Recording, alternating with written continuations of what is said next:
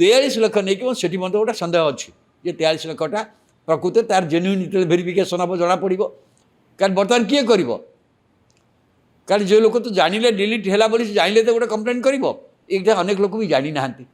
କାରଣ ହଠାତ୍ ଯେତେ କୁଇକଲି ଯେଉଁ ସମୟରେ ହେଲା ପ୍ରତି ଲୋକ ଯେ ଖବର ପାଇ ଜଣେଇବେ ୟାର ତ କୌଣସି ନାହିଁ ନା, ହେଇନି। ତେଣୁ କିଛି ଲୋକ କଟିଛନ୍ତି। ଆଉ ଲୋକ କଟିବା ଭିତରେ ଦେଖାହେଇଛି ମୁଖ୍ୟତଃ ସଂଖ୍ୟାଲଘୁ, ଦଳିତ, ଅତି ପିଛଡ଼ା ଏଇ ବର୍ଗର ଯେଉଁ ଲୋକମାନଙ୍କର ସଂଖ୍ୟା ବେଶୀ କଟିଯାଇଛି। ଯେଉଁମାନେ କରିଛନ୍ତି ତା ଭିତରେ ଅଧିକାଂଶ ଏଇ ବର୍ଗର ଲୋକ ହେଇପାରେ। ସେମାନଙ୍କର କୌଣସି ଆଡ୍ରେସ୍ ନାହିଁ, ଠିକଣା ନାହିଁ ବା କୌଣସି କଥା ହେଇପାରେ। କିନ୍ତୁ ସେଠି ମଧ୍ୟ ଅନେକ ଭୋଟର ଲିଷ୍ଟରେ ଏଇ କଥା ରହିଛି, ବଲ୍କ ଭୋଟର ପତା ରହିଛି। କିନ୍ତୁ ହରିୟାଣା କଥା ସିଏ ଆଜି ରାହୁଲ ଗାନ୍ଧୀ ଯେଉଁ ଆଣିଲେ ଏବଂ ଯେଭଳି ଭାବରେ ଆଜି ଉପସ୍ଥାପନ କରିଛନ୍ତି, ବିଜେପି ଆ ଉପରେ ପ୍ରେସ୍ କନଫରେନ୍ସ କରିଥିଲେ ମଧ୍ୟ ଏଇଟା ତ ବିଜେପି ବିରୁଦ୍ଧରେ ଉଦ୍ଦେଶ୍ୟ ନୁହଁ, ଏଇଟା ନିର୍ବାଚନ କମିଶନଙ୍କ ବିରୁଦ୍ଧରେ ଉଦ୍ଦିଷ୍ଟ। ବିଜେପି ଯାହା କହିଲେ ମଧ୍ୟ এইটা গোটা সিধাসলখ ভাবে যে তথ্য সাংবাদিক সম্মেলনের ইয়ে দিয়েছেন সে যদি যে কৌন মানে সে ইলেকশন হারিযা আশঙ্কার বিহার নির্বাচন প্রভাবিত করা কৌন, কিন্তু মু ভাবছি গোটা সিরিজরে সে করছেন এ সিরিজর গোটা অংশ বাহার নেওয়া কিন্তু আগার জবাব দেওয়া হলে আকু নির্বাচন কমিশন হি কেবল জবাব দিয়ে পারে। কারণ বরাবর সে কৌন নির্বাচন এপর্যন্ত কাহার তাঁর যেতে গুড়া করছেন কাহার গোটা প্রপর তদন্ত করে না। এবে মু কହୁଛି কাহিଁକି ভোট প্রসেসটাକୁ আজ মধ্যে সে তাঁর ভাষণে মধ্যে কথা କହିଛନ୍ତି প্রেস কনফরেন্সরে যে ওড়িশা ভারতবর্ষর ভবিষ্যৎ বংশধর মানকর স্বপ্নକୁ আপরে ভাঙ্গি দিয়া যাଉଛି। তাঁকর ফ্ୟୁଚରକୁ ଯେଉଁଟାକୁ ଜେନ୍ ଜି ବୋଲି କହୁଛନ୍ତି, ଜେନ୍ ଜି ବୋଲି କହୁଛନ୍ତି, ସେମାନଙ୍କ ଭବିଷ୍ୟତକୁ ଆଦରେ ବିପନ୍ନ କରାଯାଉଛି। କାରଣ ସେମାନେ ଯେଉଁ ପ୍ରକାର ଭାରତ ଗଢ଼ିବାକୁ ଚାହୁଁଛନ୍ତି ସେମାନଙ୍କ ସ୍ୱପ୍ନ ସହିତ, କାରଣ এইଭଳି ଭାବରେ ଯଦି ଭୋଟ ଚୋରି ବ୍ୟବସ୍ଥା ହେବ ତେଣୁ ଆର ପ୍ରଭାବ ବିହାର ଉପରେ କ'ଣ ପଡ଼ିବ? କାରଣ ବିହାର ଉପରେ ଏଇଟା ସେ କହିଦେବା ଫଳରେ ବିହାରରେ ପ୍ରତ୍ୟେକ ବୁଥରେ ବର୍ତ୍ତମାନ ମହାଗଠବନ୍ଧନ ଲୋକ ଇଏ ଯେଉଁ ଯେଉଁ ପ୍ରସଙ୍ଗ ଗୁଡ଼ିକ ଆଜି ଉଠାଇଛନ୍ତି, ଜଣେ ଜଣେ ଲୋକ ଏକାଧିକ ବାର ଭୋଟ ଦେଉଛନ୍ତି, ଏଇଭଳି ଭାବରେ କିଛି ଭୋଟର୍ସ ଅଛନ୍ତି, ତାକୁ ପ୍ରତି ବୁଥରେ ଆଙ୍କର ଯେଉଁ ଏଜେଣ୍ଟ ମାନେ ବୁଥ୍ ଏଜେଣ୍ଟଙ୍କ ସଂକ୍ରାନ୍ତରେ ମଧ୍ୟ ଆଜି ରାହୁଲ ଗାନ୍ଧୀ ବହୁତ ଇଣ୍ଟରେଷ୍ଟିଂ କଥା କହିଛନ୍ତି। ଯେଉଁ ବୁଥ୍ ଏଜେଣ୍ଟ ଯେଉଁମାନଙ୍କ କଥା କୁହାଯାଏ, ଯେଉଁ ଫଟୋ ଅଛି ଅନ୍ୟ ଫଟୋ ଦେଖାହେଉଛି ପୁଣି ସେ କଥା ମଧ୍ୟ ଦେଖିବାର କଥା। ସେ ଆଜି ଆଙ୍କର ଯେଉଁ ବୁଥ୍ ଯେଉଁ ଏଜେଣ୍ଟ ମାନେ ରହିବେ ମହାଗଠବନ୍ଧନର ବିଭିନ୍ନ ବୁଥରେ ସେମାନଙ୍କୁ ସତର୍କ ହେବାକୁ ପଡ଼ିବ। ସବୁ ବର୍ତ୍ତମାନ ସତର୍କ ହେଉଛି ଏଇଭଳି ଘଟଣା ଗୋଟେ ହେଇପାରେ, ଏଭଳି କିଛି ହେଇପାରେ। ମୁଁ ସେ ଦୃଷ୍ଟିରୁ ବିହାର ନିର୍ବାଚନରେ ସବୁ ବୁଥ୍ ଏଜେଣ୍ଟମାନଙ୍କୁ, କାରଣ ଏଥିରେ ଗୋଟେ ବୁଥ୍ ଏଜେଣ୍ଟମାନେ ଉପସ୍ଥିତ ରହିବା, ପ୍ରତି ଭୋଟରକୁ ଦେଖିବା, ଯାଞ୍ଚ କରିବା ଏବଂ ସେମାନଙ୍କ କଥା ଅନୁସାରେ କେତେ ଭୋଟ ପଇଲା, ତାର ମହିଳା କେତେ ପୁରୁଷ କେତେ ଦେଖିକି ସେମାନେ ଦସ୍ତଖତ କଲେ ପରେ ଏଇଟା ବିଷୟ ହୁଏ। ତେଣୁ ବୁଥ୍ ଏଜେଣ୍ଟ ମାନେ ପୁରା ଯେ ସତର୍କ ରହିବେ, ଟିକେ ବି ଏପଟ ସେପଟ ହେବେନି, ପ୍ରତ୍ୟେକ ଭୋଟଟାକୁ ଯାଞ୍ଚ କରିବେ, ପରିସ୍ଥିତି ଭିନ୍ନ ହେବ ଏବଂ ଯେଉଁଠି ଭାବୁଛନ୍ତି ସନ୍ଦେହ ହେବ ତାକୁ ଅବଜେକ୍ଟ କରିବେ, ପ୍ରତିରୋଧ କରିବେ। ତେଣୁ ଏଇ ଦୃଷ୍ଟିରୁ ମୁଁ ଭାବୁଛି ରାହୁଲ ଗାନ୍ଧୀଙ୍କର ଆଜିର ଯେଉଁ ପ୍ରେସ୍ କନଫରେନ୍ସଟା ଯଦି ଇମିଡ଼ିଏଟଲି କ'ଣ ଇମ୍ପାକ୍ଟ ପକାଏ ସେଠି এইটা ପକାଇବ ଯେ ଏଇ ଏଜେଣ୍ଟମାନଙ୍କୁ ତାଙ୍କର ମହାଗଠବନ୍ଧନ ଏଜେଣ୍ଟମାନଙ୍କୁ ଏଇଟା ସତର୍କ କରିବ ଯେ ଏ ସଂକ୍ରାନ୍ତରେ ହେବ। କିନ୍ତୁ ସବୁଠୁ ବଡ଼ କଥା ହେଉଛି ସେଠି ବିହାରରେ କ'ଣ, ଭାରତବର୍ଷରେ କ'ଣ ହେଉଛି, ବିଶ୍ୱରେ ଆ ଉପରେ କ'ଣ ହେବ।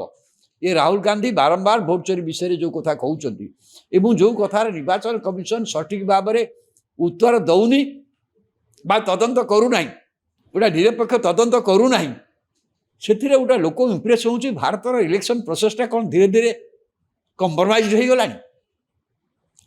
এইটা କ'ଣ ରଷିଆ ଭଳିଆ ଗୋଟେ ଇଲେକ୍ଟ୍ରାଲ ବ୍ୟବସ୍ଥା ହେବାକୁ ଯାଉଛି କି? এইটা ଯଦି ହୁଏ ଭାରତର ଗଣତନ୍ତ୍ର ପାଇଁ ଏଇଟା ଗୋଟେ ବିପଦ ନିଶ୍ଚୟ ଆଣିବ। ଲୋକ ଯଦି ଭାବିବେ ଆମେ ଯିଏ ଯାହା କଲେ କ'ଣ ହେବ, ସେ ତ ବ୍ୟବସ୍ଥା ହେଇଛି, ସେଇ ଗୋଟିଏ ଦଳ ଜିତିବା, ଗୋଟିଏ ଲୋକ ଜିତିବ, ଏତେ ଭୋଟ ଚୋରି ହେଉଛି, ତାହେଲେ କେତେ ଡେଞ୍ଜରସ୍ କଥା। এইটা ବର୍ତ୍ତମାନ ହୋଇପାରେ, ଏଇଟା ପରବର୍ତ୍ତୀ ଅବସ୍ଥାରେ ଏଇ ଧାରଣା ବଢ଼ି ବଢ଼ିଯିବ।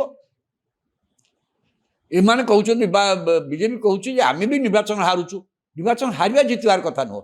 ନିର୍ବାଚନ ପ୍ରୋସେସରେ ଯଦି ସ୍ୱଚ୍ଛତା ନାହିଁ, ସ୍ପଷ୍ଟତା ନାହିଁ, ନିର୍ବାଚନ ପ୍ରୋସେସର ଭୋଟ ତାଲିକା, ଭୋଟର ଲିଷ୍ଟ ପ୍ରକ୍ରିୟାରେ, ଭୋଟ ଦେବା ପ୍ରକ୍ରିୟାରେ ଯଦି ଅସ୍ୱଚ୍ଛତା ହେଉଛି, କାହିଁକି ଯେଉଁ ସିସିଟିଭି ମଗା ହେଉଥିଲା କାହିଁକି ସିସିଟିଭି ଦିଆଯିବ ନାହିଁ? ପ୍ରତ୍ୟେକ ବୁଥର ଯେଉଁଠି କୋଶ୍ଚିନ୍ ହେଉଛି ସିସିଟିଭି ଦେବାରେ କ'ଣ ଅସୁବିଧା ଅଛି? ଏଇ ଲୋକ ତାନ୍ଥର ଦେଖି ତିନିଥର ଦେଖିଛି ଜଣା ପଡ଼ିଯିବ।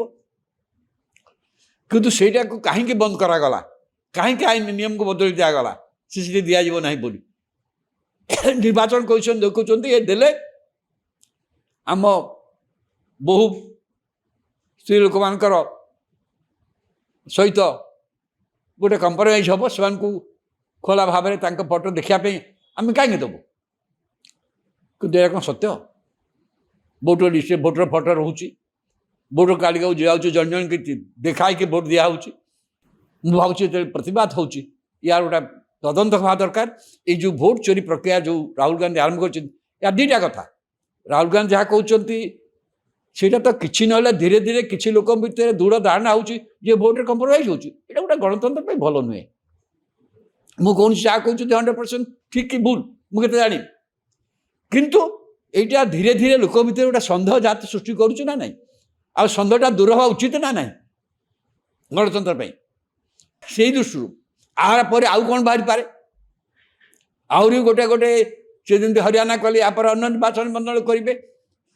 তো এইটা গোটা লোক ভিতরে এই সন্দেহটাকে সবুদিন পাই বন্ধ করা পাই গোটে ব্যবস্থা করা পড়ব এবং নির্বাচন কমিশন এথিপাই সব পলিটিকাল পার্টি মান বৈঠক রাখা দরকার এ প্রক্রিয়াকে বন্ধ করা পাই এবং এই সমস্ত অভিযোগর গোটে তদন্ত করা দরকার। কিন্তু বিহারে এতিকি তার ফল হব তাই মহাগঠবন্ধনর এজেন্ট মানে এই যে প্রসঙ্গগুলো সে উঠাইছেন যে যে ক্ষেত্রগুড়ি তাকে জগিয়া বুথে সতর্ক রহবে রহলে তার হুয়েত গোটা ফল হয়েপরে যে এইপরি ধন্দা সেটি হয়েপার না।